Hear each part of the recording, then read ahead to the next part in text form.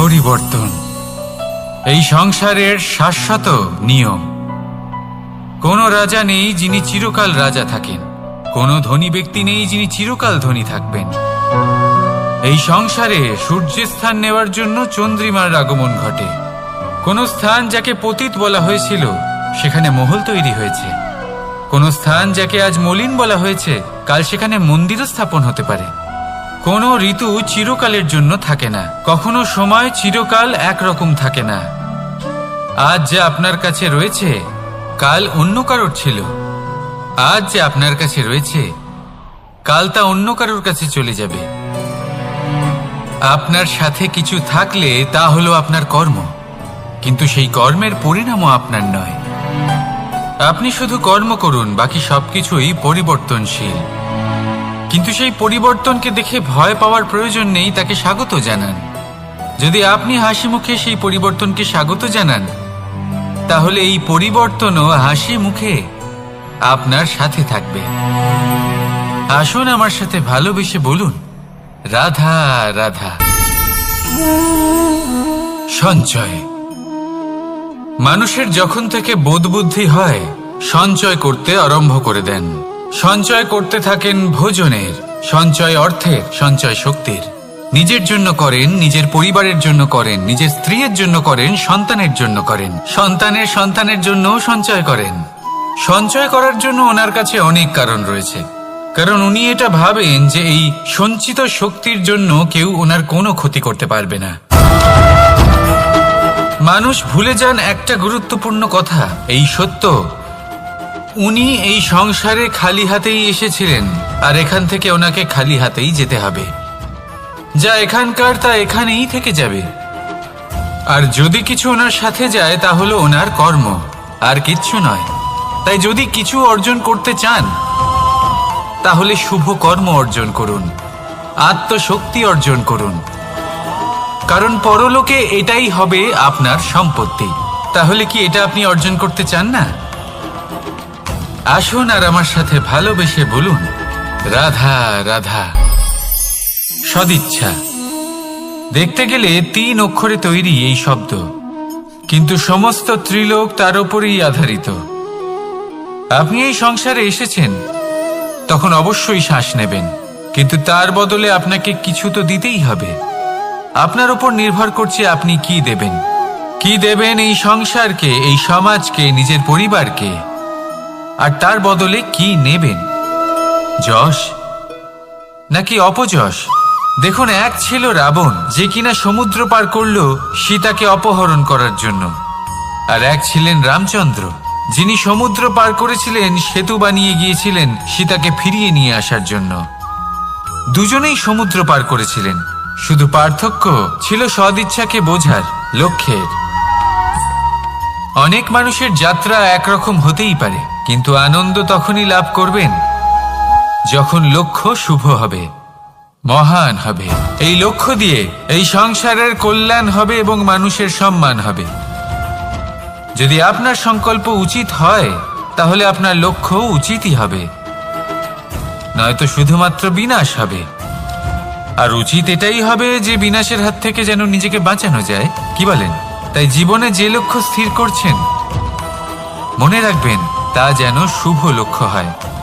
যদি এরকম হয় তাহলে আপনার যাত্রা, আপনার জীবন দুটোই শুভময় হবে।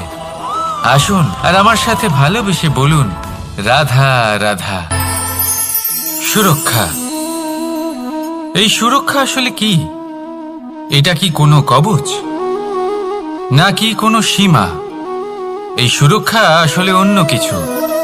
আমাদের মাতা পিতা, আমাদের প্রিয়জন, আমাদের বন্ধু, এই সমাজ, আমাদের শুভাকাঙ্ক্ষী, আমাদের আত্মীয়, এনারা সবাই আমাদের জীবনে কোনো না কোনো ভাবে সুরক্ষা দিয়ে থাকেন, একটা কবচ দিয়ে থাকেন কোনো না কোনো রূপে। কিন্তু দেখতে গেলে আমাদের পরাক্রমের পথে, আমাদের বীরত্বের পথে, আমাদের সাহসের পথে এই সুরক্ষাই সব থেকে বড় বাধা হয়ে দাঁড়ায়। একবার ভেবে দেখুন, যদি আপনি কোনো সুরক্ষাই না পান, বা যদি আপনি এই সুরক্ষা ভেঙে বাইরে আসতে পারেন, তাহলে আপনার বীরত্ব চরম সীমায় পৌঁছে যায়। কেন? কারণ তখন আপনি জানেন যে এই সংসারের সম্মুখীন আমাদের নিজেদেরই হতে হবে। আপনি বুঝে যান যে শত্রুর সম্মুখীন এবার নিজের বলের দ্বারা, নিজের পরাক্রমের দ্বারা, নিজের সাহসের দ্বারা করতে হবে। আর তখন আমাদের মনের মধ্যে এই শক্তি জাগ্রত হয়। এই শক্তি অন্তরেই বসবাস করে। শুধু এটা চিনে নিতে হবে, একে জাগ্রত করতে হবে। আর এটা সুরক্ষা ভেঙে যাওয়ার পরেই সম্ভব হয়। আর যারা নিজের শক্তি সম্পর্কে জানেন, যিনি নিজেই জানেন তিনি কতটা শক্তিশালী, তিনি নিজেই নিজের সুরক্ষা কবচ চিরকালের মতো ভেঙে ফেলে দেন, ঠিক কর্ণের মতো। আর তারপরে দেখুন, আপনার পরাজয় হোক বা বিজয়ী হোক না কেন, সেটাই অনেক বড় হয়, সেটাই প্রশস্ত হয়ে থাকে। সেই জন্য ত্যাগ করুন নিজের ভয়কে, নিজের আশেপাশের এই সুরক্ষা চক্রকে ভেঙে ফেলুন। আর সম্মুখীন হন এই সংসারের নিজের শত্রু সম্মুখীন হন।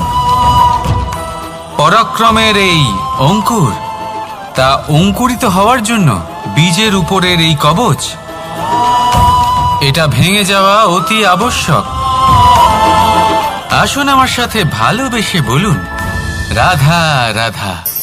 প্রতিশোধ অথবা কাউকে দুঃখ দেওয়ার ভাবনা, যদি এটা আপনার মনে থাকে, তাহলে আপনি নিজের মনেই যন্ত্রণার একটা বিশাল বৃক্ষ রোপণ করছেন, এটা মনে রাখবেন। কারণ কাউকে দুঃখ দেবার এই ভাবনা, এটা হলো সেই বীজ যা আপনার মনেই পতিত হবে, আপনার মনেই অঙ্কুরিত হবে, আর আপনার মনেই একটা বিশাল বৃক্ষরূপে বেড়ে উঠবে। জীবন আপনার, কর্ম আপনার, কাউকে দুঃখ দেবার ভাবনা আপনার ছিল, এই বৃক্ষ হলো আপনার, তাই এর ফলও আপনিই পাবেন, যা গ্রহণও আপনাকেই করতে হবে। মনে রাখবেন, যে মানুষ এটা ভাবে যে আমি ওকে দুঃখ দেব, ওকে কষ্ট দিতে চাই আমি, সেই মানুষই দুঃখ আর কষ্ট পেয়ে থাকে।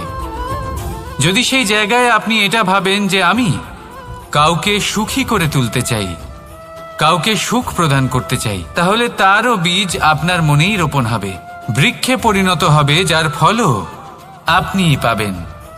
এখানে বিষয়টা হলো শুধু মানসিকতার চিন্তা, যা সত্য হয়ে আপনার সামনে আসে। তাহলে এই মানসিকতা শুভ করুন, সবার জন্য মঙ্গল কামনা করুন। অন্যের মনে আপনার জন্য ভালো চিন্তা থাকুক বা না থাকুক, আপনি সবার জন্য শুভ চিন্তা করে কর্ম করতে থাকুন, তাহলে আপনার সাথেও ভালোই হবে। তাহলে আসুন আর আমার সাথে ভালোবেসে বলুন, রাধা রাধা। সুখ আর অভিজ্ঞতা, এই দুই জীবনে একসাথে কখনোই আসে না। মনে রাখবেন, যেখানে সুখ থাকে সেখানে অভিজ্ঞতা থাকে না। আর যখন এই সুখ আমাদের জীবন থেকে দূরে চলে যায়, তখন আমাদের জীবনে আসে এই অভিজ্ঞতা। পরমাত্মা, প্রকৃতি, নিয়তি এই অভিজ্ঞতাকে আমাদের জীবনে পাঠান, যাতে আমরা একটা অত্যন্ত গুরুত্বপূর্ণ শিক্ষা, একটা জ্ঞান প্রাপ্ত করতে পারি। এই অভিজ্ঞতা আমাদের শেখায় যে অতীতে এমন কি হয়েছিল যা আমাদের করা উচিত হয়নি। আমাদের শেখায় ভবিষ্যতে এমন কি আছে যা আমাদের করা উচিত আর কি করা উচিত নয়। দেখতে গেলে এই অভিজ্ঞতা আমাদের সেই শিক্ষা দেয় যার জন্য আমরা সুখের দিকে উচিতভাবে অগ্রসর হতে পারি। সেই জন্য জীবনে যখনই দুঃখ আসবে, দুঃখের এই সময় আসবে, তখন হতাশ হবেন না। বোঝার চেষ্টা করুন এই পরিস্থিতি কেন এসেছে, কি শিক্ষা দিতে এসেছে। যদি আপনি সেই জ্ঞান লাভ করেন, সুখের পথে অগ্রসর হন, তাও উচিত রূপে, তাহলে এই অভিজ্ঞতার উদ্দেশ্য পূরণ হয়ে যায়। তাহলে আসুন আর আমার সাথে ভালোবেসে বলুন, রাধা রাধা। জীবনে শিখরে পৌঁছানোর জন্য মানুষের কি প্রয়োজন হয়ে থাকে? সিঁড়ির। কিন্তু তাও প্রত্যেক মানুষ, প্রত্যেক ব্যক্তি শিখরে পৌঁছতে পারেন না। এর কারণ কি? কারণ একটা হতে পারে যে মানুষ কল্পনা করতে থাকেন কিন্তু সিঁড়ি খুঁজে পান না। কিছু মানুষ খুঁজে নেন কিন্তু তা পেয়ে এতটাই প্রসন্ন হয়ে যান যে তারপর আর কোনো কর্মই করেন না। খুব সোজা ব্যাপার। অনেক মানুষ সিঁড়ি খুঁজে পান না, আর যদি পেয়েও যান তাও যতক্ষণ না তাতে চড়ছেন সেই শিখরে পৌঁছবেন কি করে? যতক্ষণ না আপনি পরিশ্রম করছেন, যতক্ষণ না সেই সিঁড়িতে আপনি চড়ছেন, যতক্ষণ না ক্লান্ত হচ্ছেন, আপনার পায়ে হাঁটুতে ব্যথা না হচ্ছে, ততক্ষণ এই শিখরে পৌঁছানোর সৌভাগ্য লাভ করতে পারবেন না। তাহলে কল্পনার সাথে কর্ম করুন, পরিকল্পনার সাথে পরিশ্রম করুন, সব কিছু পাবেন। আসুন আমার সাথে ভালোবেসে বলুন, রাধা রাধা। সমস্যা, কঠিন সময়, সংকট, বিপদ কার জীবনে নেই? প্রত্যেকের জীবনে আছে। কিন্তু আমাকে একটা কথা বলুন, যদি নৌকায় ঢেউকে ভয় পেতে শুরু করে, তাহলে সাগর পার করবে কে? কখনো কোনো ছোট্ট পিঁপড়েকে দেখেছেন, যে আকারে হয়তো ছোট হতে পারে কিন্তু বড় শিক্ষা দিয়ে যায়? কিন্তু আমরা শিখি না। এবার দেখুন একটা পিঁপড়েকে, যে ভোজনের খোঁজে বাইরে বের হয়, একটা ছোট্ট দানা তুলে নেয়। ছোট দানা তোলে কারণ তার থেকে বেশি সে তুলতেই পারবে না। সে দানা নিয়ে চলতে শুরু করে, কোনো দেওয়ালে উঠে পড়ে, আবার পড়েও যায়।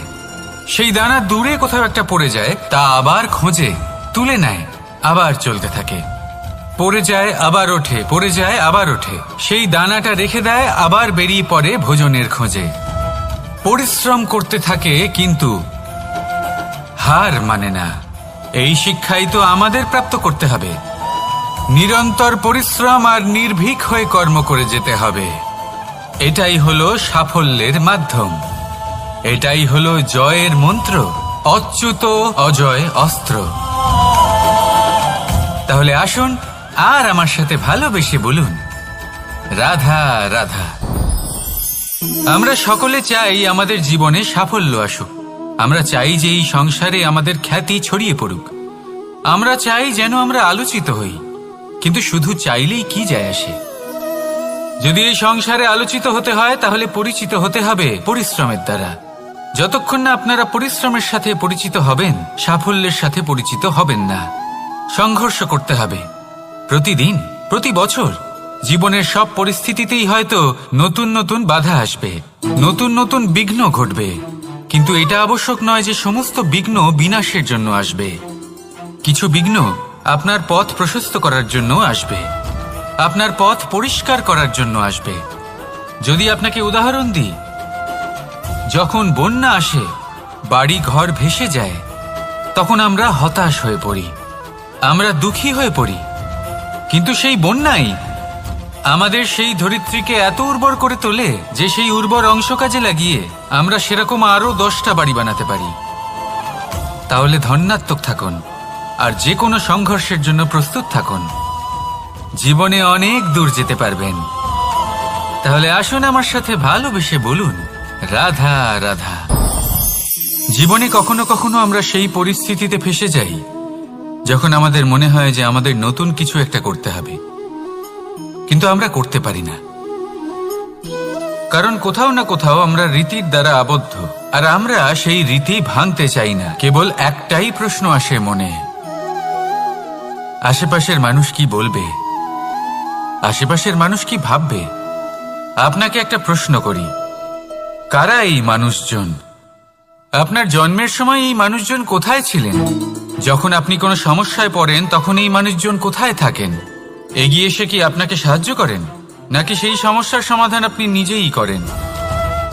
এইসব মানুষজনের চিন্তা ত্যাগ করুন যদি আপনি জীবনে বাঁচতে চান। ভেবে দেখুন জীবনে কি কি শুভ আছে আর কি কি শুভ করতে পারেন। যদি তা স্রোতের বিপরীতে হয়, তাহলে সংঘর্ষ করুন, কিন্তু এইসব মানুষজনের কথা ভাববেন না। ভেবে দেখুন জীবনে আপনি কি কি শুভ কাজ করতে পারেন।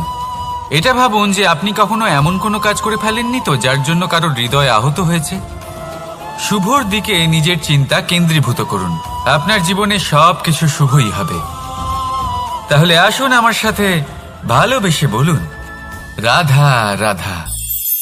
আজকাল আপনি দেখে থাকবেন যে মা বাবা শুধুমাত্র সন্তানকে ভালোবাসেন তা নয়, তাদের মোহেও জড়িয়ে পড়েন। বিদ্যালয়ে যখন পাঠান তখন সমস্ত সুযোগ সুবিধা দিয়েই পাঠান। চেষ্টা করেন যে সবসময় যেন সন্তান তাদের চোখের সামনেই থাকে। কিন্তু ভুলে যান এক অত্যন্ত গুরুত্বপূর্ণ কথা, যে সন্তানকে এক নতুন দৃষ্টিভঙ্গি দেওয়াই হলো ওনাদের কর্তব্য। সেই জন্য পুরাতন কালে শিষ্যদের গুরুকুলে পাঠানো হতো। বাড়ির থেকে দূরে। কারণ বাড়ি ছেড়ে যাওয়া এক সন্তানের জন্য, এক শিষ্যের জন্য অত্যন্ত শুভ লক্ষণ হয়। যখন সে বাড়ির থেকে দূরে, গৃহস্থের থেকে দূরে থাকবে, তখন এই সংসারকে সে এক নতুন দৃষ্টিভঙ্গি দিয়ে দেখবে, পরখ করবে, বুঝতে পারবে, আর সবকিছু নিজে থেকেই শিখে যাবে কখন আক্রমণ করতে হয়, কখন পিছু হটতে হয়, কিভাবে এই সংসারের সম্মুখীন হতে হয়। আর এটা আপনার দৃষ্টি ওকে শেখাতে পারবে না, ওর অভিজ্ঞতা ওকে শেখাতে পারবে। তাই মনে রাখবেন, যদি আপনি চান যে আপনার সন্তানের বিকাশ হোক, তাহলে অনেক সময় ওকে নিজের থেকে দূরে নিয়ে যেতে হয়। যদি মোহে আবদ্ধ থাকেন, তাহলে ওর বিকাশ কখনোই হবে না। তাহলে আসুন আমার সাথে ভালোবেসে বলুন, রাধা রাধা। কখনো কখনো মানুষ মনে করেন যে সে নিজেই সব থেকে বেশি শক্তিশালী, তিনি হলেন জ্ঞানী। দেখুন, এটা ভালো ব্যাপার যে আপনার মধ্যে শক্তি আছে, জ্ঞান আছে, আর এটা শুধু আপনার জন্য নয়, এই সমস্ত সমাজের জন্য, দেশের জন্য, সমগ্র পৃথিবীর জন্য অত্যন্ত আবশ্যক। কিন্তু এই কথাটাও বোঝা অত্যন্ত আবশ্যক যে এই জ্ঞান যেন কখনো অহংকার না হয়ে ওঠে। যখন মানুষের মধ্যে জ্ঞান থাকে, তখন সে রাম হয়ে ওঠে। রাম, যিনি সমুদ্রের বুকে সেতু বানিয়েছিলেন, বানর সেনার দ্বারা রাক্ষস রাজকে পরাজিত করেছিলেন, আর চিরকালের জন্য সবার কাছে আদর্শ হয়ে উঠেছিলেন। আর যদি মানুষের মনে অহংকার জন্মায়, তাহলে সে রাবণ হয়ে ওঠে। দেশে বিদেশে যতই খ্যাতি থাকুক না কেন, সে রাক্ষস হয়ে ওঠে, নিজের সাথে সাথে সমস্ত কুলের বিনাশ করে বসে। এবার জ্ঞান নাকি অহংকার, আপনার কি চাই সেই সিদ্ধান্ত আপনার, আর আপনার এই সিদ্ধান্তই নিশ্চিত করবে যে আপনার কর্ম কি হবে, আর আপনার এই কর্মই নিশ্চিত করে দেবে আপনার প্রারব্ধ কি হবে। তাহলে শুভ কর্ম করুন আর আমার সাথে ভালোবেসে বলুন, রাধা রাধা। যখন আমরা হাঁটতে থাকি আর আমাদের পায়ে কাঁটা বিঁধে যায়, তখন মুখ দিয়ে আহ বেরিয়ে আসে, কান্না চলে আসে, আর অনেক সময় অভিশাপও বেরিয়ে আসে। কিন্তু আমরা কি কখনো এটা এইভাবে দেখেছি, এইভাবে ভেবেছি যে আমরা যে পথে চলেছি সেই পথে কাঁটা বিঁধেছে, নাকি আমরা সেই পথ নির্বাচন করেছি যাতে শুধুই কাঁটা রয়েছে? নাকি আমরা এভাবে ভেবে দেখেছি যে এই কাঁটা আমাদের কষ্ট দিতে এসেছে, নাকি এটা আমরাই বিছিয়ে রেখেছিলাম? সাবধান থাকা উচিত ছিল, কারণ কাঁটা বিঁধলে যন্ত্রণা হবে, চিৎকার করে ফেলতে পারি, মুখ থেকে অভিশাপও বেরিয়ে আসতে পারে। কিন্তু এই অভিশাপ শুধুমাত্র আমাদের তরফ থেকে অভিশাপ হয়, সামনের ব্যক্তিটির উপরও নির্ভর করে। এবার সেই ব্যক্তি যদি এমন হয় যে ফুল আর কাঁটা এই দুই সমানভাবে গ্রহণ করতে পারে, তার কাছে অভিশাপও বরদানে পরিণত হয়। শেষ পর্যন্ত ব্যাপারটা দাঁড়ায় ভাবনা, চিন্তা, দৃষ্টিভঙ্গির ওপর। কারণ আপনার এই ভাবনাই সত্যি হয়ে সামনে আসে। সেই জন্য এই ভাবনা, চিন্তা, মানসিকতাকে গুরুত্ব সহকারে দেখবেন। এই বিবেচনা নিয়ে বিবেচনা করতে শিখুন। আমার কথার অর্থ হলো যে জীবনে যখন এরকম কিছু একটা ঘটবে, তখন ভেবে দেখুন যে এরকম কেন হলো। আপনি কি এমন কোনো কর্ম করেছিলেন যার কর্মফল এটা? এমন কোনো কাজ যা অনুচিত ছিল, অসত্য ছিল, যা অভদ্রতার কারণ ছিল? ভেবে দেখা প্রয়োজন। দেখুন, ইচ্ছে হলো আপনার যে আপনি কি করতে চান, ভাবনা আপনার, সত্য আপনার, জীবন আপনার, সিদ্ধান্ত আপনার। আসুন আর আমার সাথে ভালোবেসে বলুন, রাধা রাধা। সময়, এই সময় আসলে কি? এই সময় একটা সরল রেখা তো কখনোই নয়। সময় হলো একটা চক্র, যেখানে এর আদি সেখানেই হলো এর অন্ত, আর যেখানে তা শেষ হয় সেখান থেকেই তার শুরু হয়। এই সময় একটা অত্যন্ত বিচিত্র চিন্তা, বিচিত্র ভাবনা, একটা বিচিত্র বস্তু যা কেউ বুঝতে পারেন না। এই সময়ের লীলা, এর কোনো প্রমাণ নেই, কোনো জ্ঞান নেই, কোনো পরিমাপ নেই। শুধু এটুকু আমরা জানতে পারি, যেখানে শেষ হবে সেখান থেকে একটা নতুন সূচনাও হবে। যা আজ আপনার কাছে আছে, কাল অন্য কারোর কাছে যাবে, তারপরে তার কাছ থেকেও অন্য কারোর কাছে যাবে, তারপরে তার থেকেও ছিনিয়ে নেওয়া হবে। এই নিয়তির একজনের কাছ থেকে অন্যজনের কাছে আদান প্রদানের এই সময় হলো আপনার সময়। এই সময়ের সদ্ব্যবহার করুন, এই সময়কে বাঁচুন। আপনাকে শুধু এটাই সুনিশ্চিত করতে হবে যে আপনি কোন পক্ষে আছেন।